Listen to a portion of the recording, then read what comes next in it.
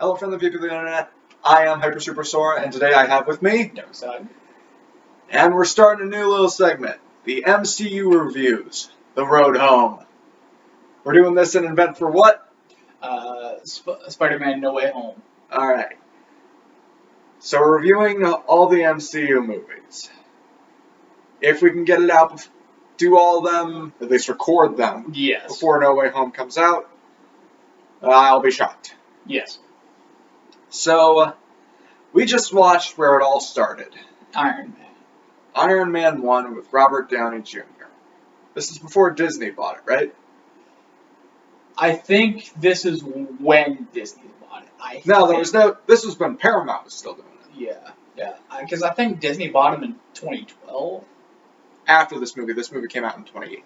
Yeah, 2008, yeah, so they bought him in 2012. So. First thing I'm going to say about this movie is, God, I was fucking 7 when it came out. Yeah, I know. Second thing I'm going to say about this movie, Robert Downey Jr. was perfect casting. Oh, yes. Who is the character of Iron Man? Tony Stark. A self-centered genius.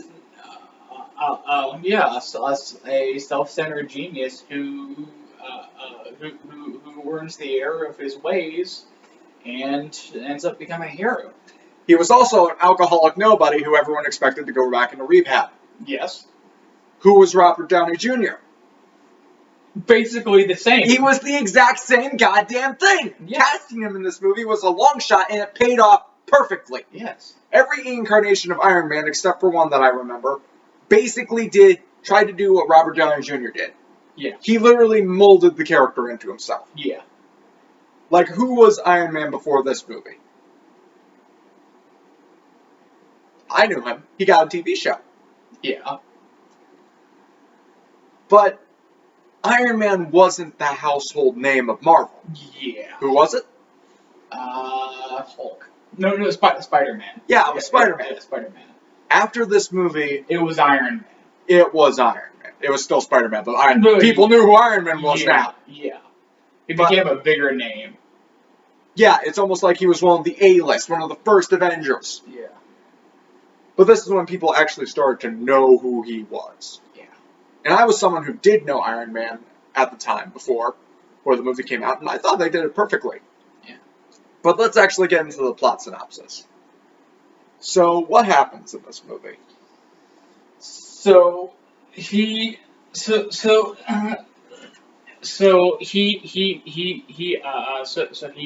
to a military weapons demonstration, demonstrating his new weapon, the Jericho missile, that he built, and after the demonstration, They get attacked. the armed escort he was in gets attacked, and he gets taken prisoner.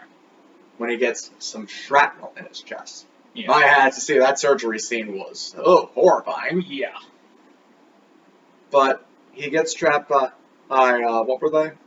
Was it specifically said? I don't think it was, but they are probably some association to the Mandarin.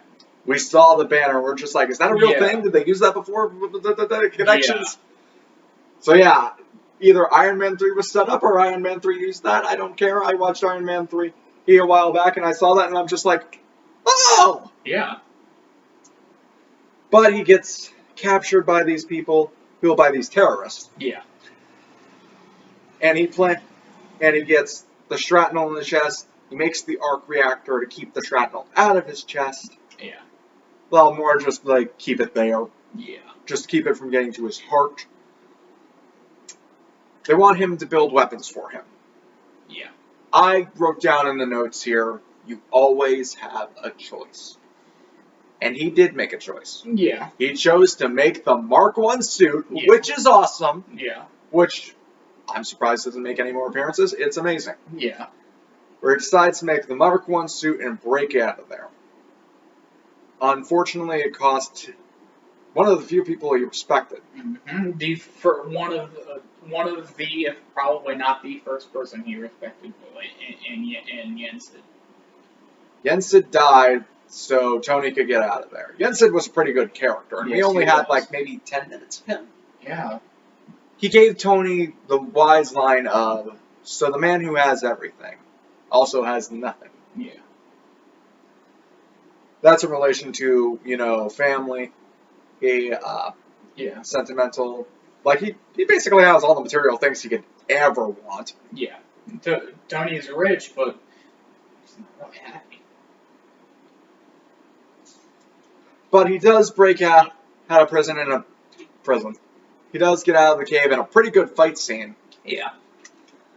He goes for a flight. He makes it probably 100 yards, 100 meters. He makes it a good distance, but he's not that far away.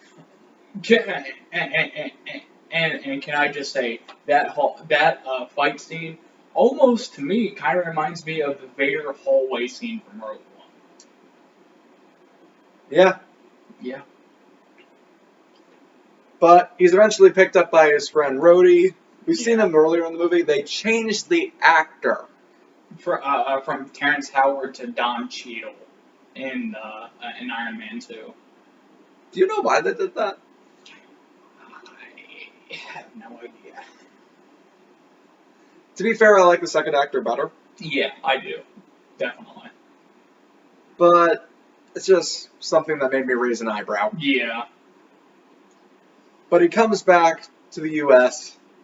The first thing he wants is a cheeseburger. It is an American cheeseburger. He goes to fucking Burger King. Five Guys is a place, people. Yeah. Take over as I sulk. Yeah. So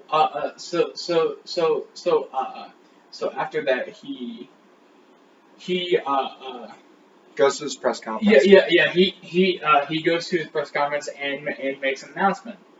He's saying he's going to shut down the Stark weapons program, and that he's no longer going to be making weapons of mass destruction anymore. His friend Obadiah Stane, he's the villain, don't you know? Obvious bad guy is obvious. However, I think he was a good bad guy in this movie. He was. You said he was a little bit bland. To me personally, I think he's bland. But that's just me. I think he's kind of bland. But I think we're getting ahead of ourselves a little bit. Yeah. Tony is kind of really miffed, really obsessed with, okay, I built these weapons to protect people, to protect the Americans. Mm-hmm. Very patriotic. And yet they're killing them. Yeah. I gotta stop this. This is my fucking fault. Yeah. A lot of the things that they do in this movie is guilt-tripping Tony. Yeah. They put him on a lot of guilt trips. All aboard the guilt train. Choo-choo. What do you think? They call you the Da Vinci of our time. I don't like that. I don't paint. What about the second nickname? The Merchant of Death. That's catchy. Yeah, it's catchy. Yeah. He's obsessed with stopping these weapons from getting in the wrong hands. One thing that happened at the beginning of the movie is the best weapon ever is the weapon that's never fired. Yeah, it's only fired once. No, that's what Tony said before the character development. Do you think he would say that after? No. Exactly. So he's going on, he's making his Mark II suit, mm-hmm. which, to be fair, getting to fly. Yeah. Getting to fly is very fun. Yeah. God, I would kill. We would all kill the pilot in Iron Man's suit. Yep. So he does make his Mark II suit, and he does go on a test flight. Freezing problem. Yeah. This is a plot point, however, where it goes up and up and up, where eventually the suit freezes. I'm not sure if that's entirely how that works. Yeah. Yeah. I was going to say I haven't looked into it, so I'm going to give it the benefit of the doubt. Okay, so I'm wrong. Yeah, I think it actually is kind of how that works, because the higher up you go, the colder it gets. So. Anywho, he's flying. He does manage to get himself out of that. He's going to build his Mark III suit, which on the screen when he's building it shows like this gold suit. That's actually the Mark II design from the comics. People don't know it, but the Mark II design was actually a lot bulkier than the traditional slender design of the suits, and it was just pure gold. Like, not actual gold, because that'd be stupid, but it was like painted gold. Yeah. Giving it the red accents, don't think it was like till the Mark III or IV. It was the Mark III. In this movie, it was Mark III. I'm talking about comic. Oh, okay. But he does make his Mark III, gets an awesome pseudo sequence. Oh, yes. Goes and fights the terrorists. Harris takes them all down, where he gets this huge fight scene, even against 2 jets. Saves the guy that those fall out. But this is where we finally get Obadiah's kind of the villain. Yeah. When Tony goes to his own party, it's just like, how do I crash my own party? Yeah. Where the board of directors, mainly Obadiah, locked Tony out of his own company, saying that he has PTSD. Yeah. Could he? He does, but I was gonna say, could he? Probably, but I'm not a therapist. Yeah. But I think Tony's right. Yeah. That and Obadiah Stane, who was kind of being the opposite, turned into the cold-blooded murderer. Yeah. By the way, I'd like to point this out. Tony's also a fucking killer in this movie. Oh, yeah. Yeah, I'm not going to deny that. Yeah, he is. Thanks, guys. That's what we need, our heroes to be murderers. This is why I don't like the Punisher. Anywho! So it builds up to realizing that Obadiah was working with the people that kidnapped Tony. Yeah. Obadiah hired them to kill Tony. Okay. Yeah. I don't see why. I don't see his logic. Yeah. His logic could be corporate greed. Probably. It's stupid. If he already has a 12-figure salary, why does he need more? True. Maybe he was jealous of Tony, and he wanted Stark Industries for himself. That's stupid. You're stupid. Stop being stupid. Okay. No, not you. I'm Obadiah. Yeah. He gets the Mark I suit, severely upgrades it, which he doesn't necessarily upgrade the Mark I suit. It's still there. Yeah. Why doesn't Tony keep the Mark I suit? I don't know. It's probably destroyed when the arc reactor blows up. I call BS on that. But still, he makes his Ironmonger suit. Yeah. Which is a whole lot bigger than the Mark I, and would be very, very uncomfortable. At least to use, anyway. Yeah. At least we imagine. Yeah. I imagine Obadiah's gonna be really scrunched up in that thing. Yeah. But eventually, they do fight. But we didn't mention the scene where I said Obadiah was a great villain. Yeah. He basically beat Tony. Ripped out the arc reactor in his chest. Yeah. He essentially killed him. Yeah. It was only because of Pepper Potts and Dummy that he is alive. Yeah. Pepper, Dummy, and Rhodey. Yeah, Rhodey didn't really help. He just picked him up. He's the one that kind of found him. Yeah. He would have gotten up eventually. Yeah. But yeah, you could say Rhodey. Yeah. But I mainly give the effort to Pepper. Yeah. Who did a lot in this movie. Yeah. Undercover agent. Yeah. Helping fix Tony's arc reactor problem. Saving the old arc reactor from being scrapped. Yeah. So that could save him his ass later. Yeah. No wonder Tony married her. But that's another story. Now, I remember the scene in Homecoming where Happy, you remember the actor's name? Jon Favreau. Isn't he like the big headwig of this Marvel stuff? He's the big wig for the Star Wars stuff. No, but I imagine like he was for a big wig in Marvel stuff. He was, and then it went to Bob Iger, and then Bob Iger took Favreau's place. Favreau went to Star Wars. All right. But what was I talking about? Oh yeah, that's what I was talking about when he takes out the ring in his pocket in Homecoming. It's just like, are you kidding me? I've been holding on to this thing for 8 years. Oh yeah. And Yeah. I had to think like, when did Homecoming come out? When did Homecoming came out? Yeah. Out like at what point did Tony say, okay, hold on to this for me? I imagine somewhere during Iron Man 2 or 3. Probably, yeah. But anyway, then we get into the climax of the movie. Which,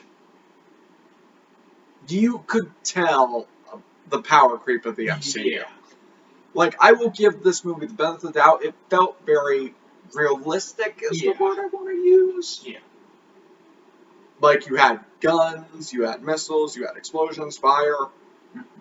This felt very down to earth. Yeah. But not so much explosions and fire as a Michael Bay movie. Hell no. No, this is a Michael Bay movie. He's falling asleep. Yeah. And at least until, the giant fucking arc reactor in the sky! Yeah. Yeah, that was cool. All these sky portals in movies. Why don't we get sky lasers? It was technically a sky. Yeah, it was a sky laser. Oh, yeah. I thought you were gonna say it was a sky portal. No, it was a sky laser. Yeah. It was a good fight scene. You could tell really the power creep of the MCU because Mark III suit is struggling to hold up a car. Yeah. Compared to Endgame. Yeah. Where his newest suit is fighting Thanos. Yeah. But we're not here to talk about that. We're talking on the road to get to those ones. Yeah. And we have a long road ahead of us. It's a long, rough road, but we're finally here. But surprisingly, this movie has stood the test of time really well. Yeah. Oh, and Samuel L. Jackson's in it, so that probably helped. Yeah. The Avengers Initiative end credits scene. Yeah. You remember how I said Robert Downey Jr. was perfect casting? Because he basically was the character? Yeah. They modeled Nick Fury off of Samuel L. Jackson, and then they got Samuel L. Jackson to play Nick Fury. Yeah. How do you get more perfect than that? Yeah. How? Yeah. But this movie really did stand up to the test of time. It was really good. Yeah. The only real thing I didn't like is when Obadiah goes, "Hey, I'm the villain." Yeah. Yeah. That was a big problem until when Obadiah kind of was an idiot. Yeah. That's my biggest complaint. Yeah. And it felt like it had a pacing issue. Yeah. Like the last 30 minutes we were checking our watches. Yeah. Yeah, it seemed like it kind of dry. The middle of it slow. Yeah. You have some thoughts that I haven't said? No, not really. That's all I can really think of. Iron Man 1, what would you rate it? 1 to 10. I'm gonna give it a solid 9. 9? Wow. Yeah. I'd give it a 7 or an 8. Okay. Like, I'm not dying to watch it again. Yeah. Like, I was shocked to see it held up this well. Yeah. Hell, but Tony isn't a character that I'm immediately invested in. It's very hard to describe. Like, I understand his problems. I understand what he's doing. I know what he's doing, and I agree with it. Yeah. But I'm not sucked in. Yeah. At least that'll come later. At least not in this movie. Yeah. That and the old actor of Rhodey. Yeah. Terrence Howard. I'm sorry, he's just not as good as the second one. Yeah. Like, they started the cinematic universe with this movie, with the Nick Fury scene. And that was very ambitious. This hasn't been done since the Universal Monsters. Yeah. Like, you take the lead on this for a little bit. Just need me to do it? Yeah. Okay, so this wasn't done until, like, since the Universal Monsters. Universal tried it again and they failed horribly. But this was very ambitious. Yes. Like, imagine if Iron Man tanked. Yeah. It would have set the stage. Then it would have been like, ah. Like, they had to put their best foot forward, and in my opinion, they did. Yeah, they did. However, the next movie we're watching Is The Incredible Hulk. which I can barely remember anything about. I have not seen this one. I remember bits and pieces of the 2003 one, but other than that, I've not seen this Incredible Hulk movie. Although I do know that it's a different actor than the Hulk in Avengers. The Hulk in Avengers is Mark Ruffalo. It's a different actor in this movie. You can basically ignore the Incredible Hulk and not miss a thing. Yeah, you can. But we're not going to. Okay. Next time, we'll be watching The Incredible Hulk. Yeah. Till next time, I've been Hyper Superstore, and this has been Dark Side. See ya. Leave a like on the video if you like the video. Comment down below what you think of Iron Man, the first one. Subscribe to see more of my amazing content, and hit that little notification bell to see when I upload on time. Till next time, I've been Hyper Superstore, that's been Darkseid. Sayonara. See ya. I am Iron Man. That's an improv line, but I still think it's cool. Bye!